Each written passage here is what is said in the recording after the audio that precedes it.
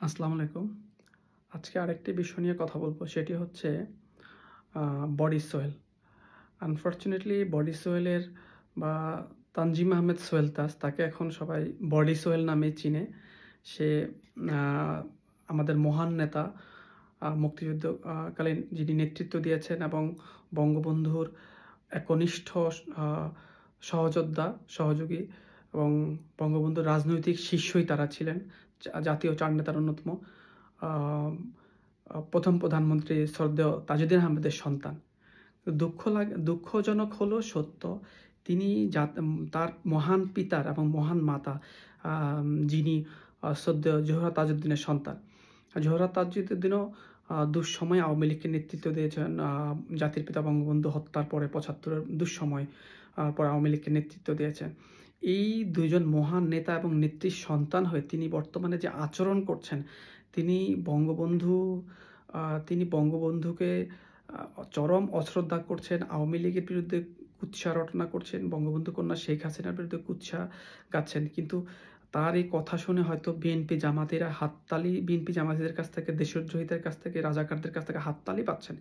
এতে তার এবং তার কি সম্মান বাড়ছে, কিংবা তার মহান পিতা মহান মাতার সম্মান তিনি কতটা রক্ষা করছেন আমি জানি না। তিনি ইদানিং শুধু ব্যায়ামাগার নিয়ে আছেন, কিন্তু আমি জানি না তিনি খুব ফিটনেস বজায় রাখছেন, ভালো কথা। এখন ব্যায়াম করতে করতে তার মাথার সব বুদ্ধি কি হাঁটুর নিচে চলে গিয়েছে, নাকি মাথার মগজ শুকিয়ে গেছে, এটা আমি আসলে জানি না। মানুষ তাকে সবাই বডি সোহেল বলছে। এখন তার এই উন্মাদনার কারণ কি?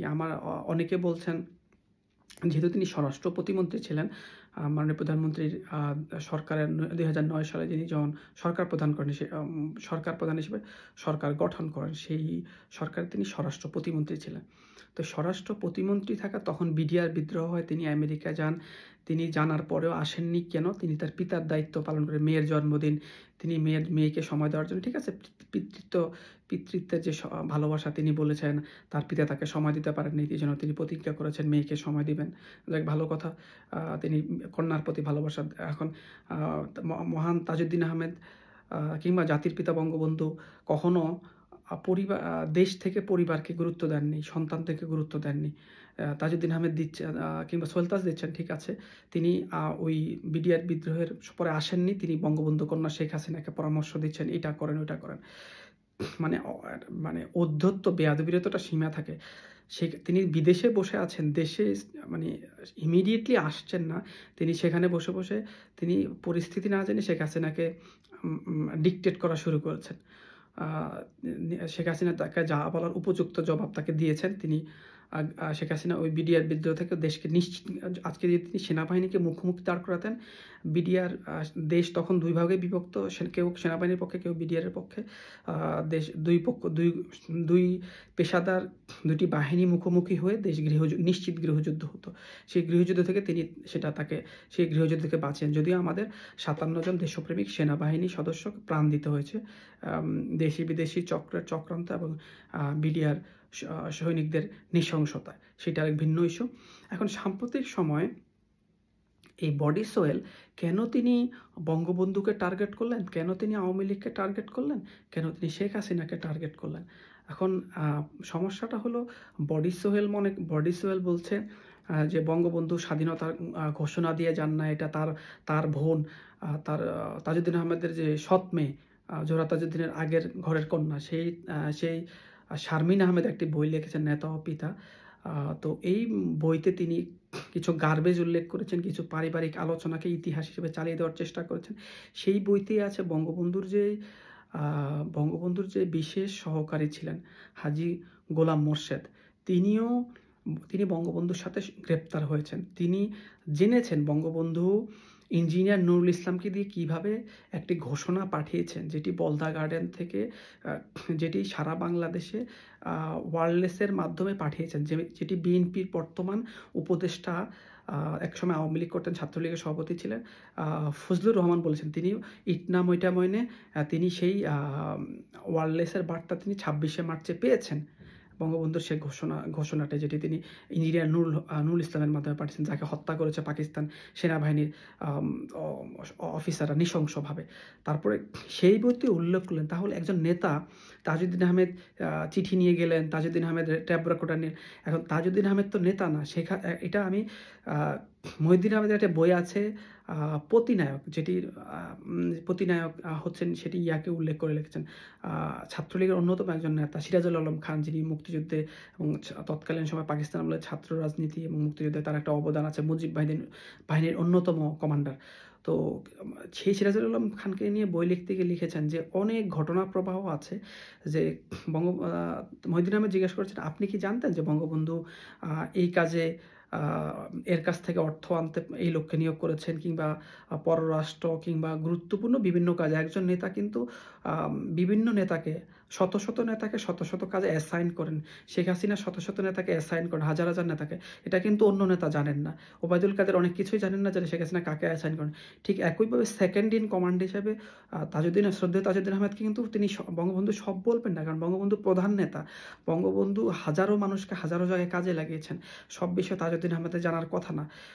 বঙ্গবন্ধুর একটা পরিকল্পনা ছিল, তাজউদ্দিন আহমেদকে হয়তো চিঠিতে তিনি সাইন করেননি, রেকর্ড দেননি, কিন্তু বঙ্গবন্ধু ঘোষণাপত্র পাঠিয়েছেন, যার ভিত্তিতে আমাদের প্রোক্লেমেশন অফ ইন্ডিপেন্ডেন্স, যেটি যে 10ই এপ্রিল যে আমরা মুজিবনগর সরকারের যে ঘোষণাপত্র, যেটি প্রথম সংবিধান হিসেবে গ্রহণ করা হয়েছে, সেখানে স্পষ্ট যার প্রধানমন্ত্রী বঙ্গতাজ তাজউদ্দিন আহমেদ, তাহলে কি তিনি তার পিতার সে ঘোষণাপত্রকে অস্বীকার করছেন? এই যে বডি সোয়েল, অবাক করার কারণ যে বঙ্গবন্ধু স্বাধীনতার ঘোষণা দেননি।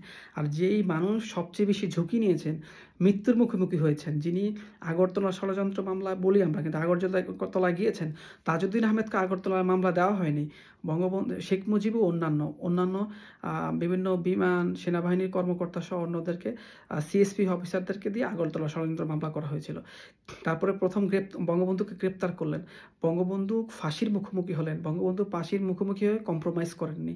তো বঙ্গবন্ধু যদি কম্প্রোমাইজ করতেন, তাহলে তো আজকে মুক্তিযুদ্ধ হয় না, বাংলাদেশ হয় না। বঙ্গবন্ধুর নামের উপরে আজকে তাজউদ্দিন আহমেদ স্লোগান দিয়েছেন, তোমার নেতা আমার নেতা শেখ মুজিব, শেখ মুজিব। মুক্তিযোদ্ধারা স্লোগান দিয়েছেন, তোমার নেতা আমার নেতা শেখ মুজিব, শেখ মুজিব, জয় বাংলা, জয় বঙ্গবন্ধু। এই কথা বলে তারা যুদ্ধ করতে করতে প্রাণ দিয়েছেন। তাহলে আপনি কিসের ভিত্তিতে? বঙ্গবন্ধুর নামের উপরে মুক্তিযুদ্ধ, বঙ্গবন্ধুর কারণেই তাজউদ্দিন আহমেদ ভারতের কাছ থেকে সাহায্য পেয়েছেন। তা আপনি কিসের ভিত্তিতে এই কথা বলছেন যে বঙ্গবন্ধুকে আপনি ছোট করতে চান, তাজউদ্দিন আহমেদকে বড় করতে চান? আপনি ইতিহাসে বঙ্গবন্ধুর স্থান নির্ধারিত, তাজউদ্দিন আহমেদের স্থান নির্ধারিত। বঙ্গবন্ধু বঙ্গবন্ধু পুরো আকাশের সূর্য হলে সেই সূর্যের সেই অন্যান্য অবশ্যই তারকারাজি, তারা তাজউদ্দিন আহমেদ সহ যারা ভূমিকার জাতীয় চার নেতা, আমাদের সেক্টর কমান্ডার, মুক্তিযুদ্ধের রাজনৈতিক নেতা, সাধারণ মানুষ, সবাই হিরো। ইতিহাসে সবার ভূমিকা আছে। বঙ্গবন্ধু একটা প্রকাণ্ড বঙ্গবন্ধু বট গাছ হলে তার ডালপালা গাছ, ছোট ডাল অন্যরা অবশ্যই হবেন। তাজউদ্দিন আহমেদের স্থান ও ইতিহাসে নির্ধারিত, তার স্থান তার মর্যাদা কেউ নিতে পারবে না। তা আপনি যদি তাজউদ্দিন আহমেদকে বড় করতে গিয়ে বঙ্গবন্ধুকে অসম্মান করেন, ইতিহাস এটা মেনে নেবে না, দেশের মানুষও মেনে নেবে না, আওয়ামী লীগের নেতাকর্মী সমর্থক কেউ মেনে নেবে না। আপনার যদি খায়েশ হয় যে বঙ্গবন্ধুকে ছোট করে আপনি আওয়ামী লীগকে দখল করবেন, পাল্টা আওয়ামী লীগ করবেন, আপনার সে ক্ষমতা থাকলে আপনি আওয়ামী লীগ করেন, আপনার কেউ আপত্তি করছে না। তো আমরা তো লক্ষণ দেখতে পাচ্ছি যে আপনি চক্রান্তকারীদের সাথে হাত মিলিয়ে আওয়ামী লীগকে ভাঙার চক্রান্ত করছেন।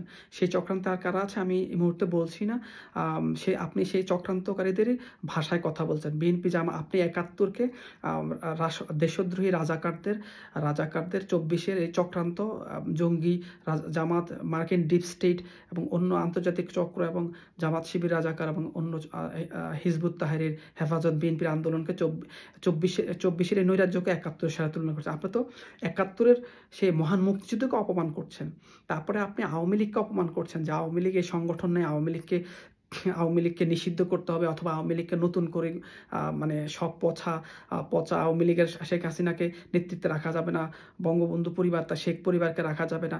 মানে সমস্ত ঘৃণা, সমস্ত রাগ আপনার বঙ্গবন্ধু পরিবারের ওপর, শেখ হাসিনার ওপর। তো এটা তো আমরা বুঝতে পারছি, এটা তো ব্যক্তিগত প্রতিহিংসা থেকে। তারপরে আপনি শেখ হাসিনার উপর আপনার এত রাগ। এখন দেখুন শেখ হাসিনা আপনি শেখ হাসিনার ব্যক্তিগত আবেগ, ভালোবাসাকে আপনি কিভাবে বিকৃতভাবে উপস্থাপন করছেন। আপনি যখন স্বরাষ্ট্র প্রতিমন্ত্রী থেকে পদত্যাগ করলেন, যে কারণে হোক, শেখ হাসিনা বলছেন, "আমি তোমাকে ছাড়বো না, ছাড়বো না তুমি।" ভালোবাসাতেই, আর আপনি বলছেন আপনাকে তিনি ভয় দেখিয়েছেন। এটা তো আপনার মানসিক অসুস্থতা কিংবা আপনার নির্বুদ্ধিতা কিংবা আপনার বোঝার যে সক্ষমতা নেই, সেটার প্রমাণ আপনি দিলেন। তিনি আপনাকে ভালোবেসে স্নেহ করে ছোট ভাই হিসেবে বলছেন, "তোমাকে আমি ছাড়বো না, তুমি থাকো।" তারপরে আপনি তার প্রতিদান কি দিলেন? তিনি কিন্তু এখন আপনি বডি সোহেল, আপনি এবং আপনার চক্রান্তকারী বোন শারমিন আহমেদ ছাড়া বাকি ২ বোন কিন্তু মুক্তিযুদ্ধের পক্ষে, আওয়ামী লীগের পক্ষে আছে। মাহজাবিন আহমেদ মিমি আপা এবং সিমিন হোসেন রিমি, তিনি কিন্তু বঙ্গবন্ধু কন্যা আওয়ামী লীগ নেতাকর্মীদের সাথে যোগাযোগ করছেন। তারা কিন্তু সঠিক পথে আছেন। তারা তাজউদ্দিন আহমেদের পথে আছেন, জোহরা তাজউদ্দিনের পক্ষে আছেন। তারা বঙ্গবন্ধুর পক্ষে আছেন। আপনি আপনি আওয়ামী লীগের নেতাকর্মীদের পালস তারা বোঝেন। আপনি বঙ্গবন্ধুর সাথে নাই, আওয়ামী লীগের অসাম্প্রদায়িক রাজনীতির সাথে নাই, মুক্তিযুদ্ধের সাথে নাই, তাজউদ্দিন আহমেদের সাথে নাই, জোহরা তাজউদ্দিনের সাথে নাই। আপনারা এখন মুক্তিযুদ্ধের বিরোধী চক্রের ভাষায় কথা বলছেন। আজকে শেখ হাসিনাকে কেন এত আপনাদের হিংসা, ঘৃণা? শেখ হাসিনা তো নিজে আওয়ামী লীগের পদ দখল করেননি। যখন আওয়ামী লীগ ৩-৪ টুকরা, একদিকে মালেক উকিল, আব্দুর রাজ্জাক, মিজানুর রহমান চৌধুরী, আমাদের শ্রদ্ধেয় নেত্রী জোহরা তাজউদ্দিন, আওয়ামী লীগ ভেঙে তছনছ, টুকরো টুকরো, জিয়া আওয়ামী লীগকে ভেঙে টুকরো টুকরো করবার চেষ্টা করছে, তখনই ঐক্যের প্রতীক হিসাবে আওয়ামী লীগের কাউন্সিলে নেতাকর্মীরা আওয়ামী লীগকে, বঙ্গবন্ধু কন্যাকে সভাপতি নির্বাচিত করেছে ১৯৮১ সালে। তারপর তিনি আসলেন, তিনি তো জোহরা তাজউদ্দিনকে মৃত্যুর আগ পর্যন্ত শ্রদ্ধা জানিয়েছেন, দলের প্রেসিডিয়াম সদস্য, সর্বোচ্চ সবসময় আপনাদের পরিবারের একজনকে সবসময় ওখান থেকে ওই তাজউদ্দিন আহমেদের সিট থেকে এমপি করবার জন্য সবসময় তিনি প্রধানমন্ত্রী হয়ে আপনাদের বাসায় গিয়েছেন। যখন আপনি প্রতিবন্ধী হিসেবে পদত্যাগ করলেন, রাজনীতি করবেন না, তখন তিনি বাসায় গিয়ে সিমিন হোসেন রিমিকে নিয়ে আসলেন, তিনি রাজনীতি আসলেন। ওনাকে এই বয়সে প্রেসিডিয়াম সদস্য, আওয়ামী লীগের সর্বোচ্চ নীতি নির্ধারণী ফোরামের সদস্য সিমিন হোসেন রিমিকে করেছেন। তো এই যে মর্যাদা, তিনি যে বঙ্গবন্ধু কন্যার ভালোবাসা, বঙ্গবন্ধু কন্যাকে আপনার মতো সোহেল তাজ, যিনি অলরেডি পচে গেছেন, গলে গেছেন, যার কাছ থেকে গন্ধ বেরোচ্ছে, যে বডি সোহেলের কাছ থেকে কথা থেকে মুখ খুললে দুর্গন্ধ বেরোচ্ছে, সেই পচা গান্দা বডি সোহেলের কথা কিছু আসে যায় না। বাংলাদেশের কোটি কোটি নেতাকর্মী, সমর্থক জাতির পিতা বঙ্গবন্ধু কন্যাকে ভালোবাসে। সাধারণ মানুষ, রিকশাওয়ালা, শ্রমিক, দিনমজুর, খেটে খাওয়া মানুষ, নারী, যারা বিধবা ভাতা, বয়স্ক ভাতা পাচ্ছে, বিনামূল্যে বাড়ি পেয়েছে, কৃষকরা, যারা অল্প আজকে ১,১২০০ টাকায় আয় করতো, তারা দিন পেট ভরে ভাত খেতে পারতো, নিরাপদে ঘরে থাকতে পারতো, যারা বিদ্যুৎ পেয়েছে, সমস্ত উন্নয়ন সুফল ভোগ করছে বিনামূল্যে, যেসব ছাত্রছাত্রীরা বই পাচ্ছেন, যেসব নারীরা শেখ হাসিনার কারণে নারীর ক্ষমতায়ন হয়েছে, যেসব নারীরা আজকে ফুটবল খেলতে পারছে, সাংস্কৃতিক কর্মীরা আজকে সাংস্কৃতিক কর্মকাণ্ডে নিরবিচ্ছিন্নভাবে করতে পারছে না রাজাকারদের এই যে সাম্প্রদায়িক অপশক্তির বাধার কারণে। তো তারা শেখ হাসিনাকে উপলব্ধি করেন, তারা শেখ হাসিনাকে ভালোবাসেন, সাধারণ নেতাকর্মীরা ভালোবাসেন। আওয়ামী লীগের 0 কেন ১,০০০ নেতাকর্মীরও সমর্থন পাবেন না আওয়ামী লীগের। অন্য দলের জামাত শিবির রাজাকারদের কিছু হাততালি পেতে পারেন, তাও তারা যখনই তাদের বিপক্ষে একটু বলবেন, তারা আপনার বিপক্ষে আবার ঝাঁপিয়ে পড়বে। আবার আপনার বিচার আওয়ামী লীগের নেতাকর্মীরা আপনাকে যথাযথ প্রাপ্য শাস্তি ভবিষ্যতে দিবে। আপনি যে আপনার মুখ দিয়ে কথা বের হইলে এখন ডাস্টবিন বের হয়, একটা দুর্গন্ধ বের হয়। এই জন্য আপনার কথা কেউ শুনতে চায় না। আপনাকে বডি সোহেল বলে না, এখন আপনার মাথায় সুস্থতা আছে কিনা সব আপনার তো আমরা সবাই মনে করি যে আপনার মানসিক সুস্থতার জন্য ডাক্তার দেখানো উচিত, অথবা পাবনা গিয়ে আপনার অন্তত কয়েক মাস ভর্তি থাকা উচিত। আপনার যে অবস্থা, মানসিক অসুস্থতায় আপনি চলে গেছেন। এই জন্য আমরা মনে করি আপনার চক্রান্ত, যুদ্ধাপরাধীদের সাথে আপনি মিলে যে চক্রান্ত করছেন, ওই চক্রান্ত বাংলাদেশে চলবে না। এবং আপনি অলরেডি প্রত্যাখ্যাত, সাধারণ মানুষ দ্বারা প্রত্যাখ্যাত, আওয়ামী লীগের নেতাকর্মী সমর্থক দ্বারা প্রত্যাখ্যাত। আপনার যদি এত যোগ্যতা থাকে, তা আপনি একটা দল বানান আওয়ামী লীগকে নিয়ে। আপনি পাল্টা আওয়ামী লীগ করার দরকার নাই, আপনি আওয়ামী লীগ নতুন একটা দল করেন, দেখেন আপনার সমর্থন কি আছে। আপনি একটা নিজের আপনি আওয়ামী লীগ বাদ দিয়া, নৌকা বাদ দিয়া, আপনি ওই তাজউদ্দিন আহমেদের কাপাসিয়া সিটে জিততে পারেন কিনা, তাহলে বলবো আপনি বাপের বেটা। তা না হলে আপনি আপনি এরকম কথা না বলে চুরি পরে বসে থাকেন। আপনার মতো আপনাকে সবাই শুধু এখন বডি সোহেল না, আপনাকে সবাই মাঝে, মাঝে এখন মানুষ বেডি সোহেলও বলছে। আপনি এখন বেডি সোহেলের পর্যায়ে চলে গেছেন। আমরা মনে করি আপনি অলরেডি প্রত্যাখ্যাত বাতিল মাল। আপনাকে নিয়ে আলোচনা করারও কিছু না। তারপরেও আমি করলাম যে আপনি ওই যে চক্রান্তকারী এবং জামাত শিবির রাজাকার এবং দেশদ্রোহীদের ভাষায় কথা বলছেন, আপনি বাতিলের খাতায় চলে গেছেন। অন্তত আপনার এই দুর্গন্ধযুক্ত মুখে আর আর তাজউদ্দিন আহমেদের কথা, জোহরা তাজউদ্দিনের সম্মান না ডুবিয়ে তাদের কথা বলে আর রাজনীতি করবার চেষ্টা করবেন না। বঙ্গবন্ধুকে অপমান করার চেষ্টা করে বঙ্গবন্ধুকে ছোট করতে পারেন না। এটা বিএনপি, জামাত সহ অনেক চক্র বহু বছর চেষ্টা করেছে, পারেনি। আওয়ামী লীগকে ধ্বংস করতে পারেনি। বঙ্গবন্ধু কন্যার প্রতি জনগণের ভালোবাসা দিন দিন বৃদ্ধি পাচ্ছে। এটা আপনার মতো অর্বাচীন না বুঝলেও দেশের মানুষ উপলব্ধি করছে। এটাই হলো আমার আজকের মেসেজ। সবাইকে ধন্যবাদ।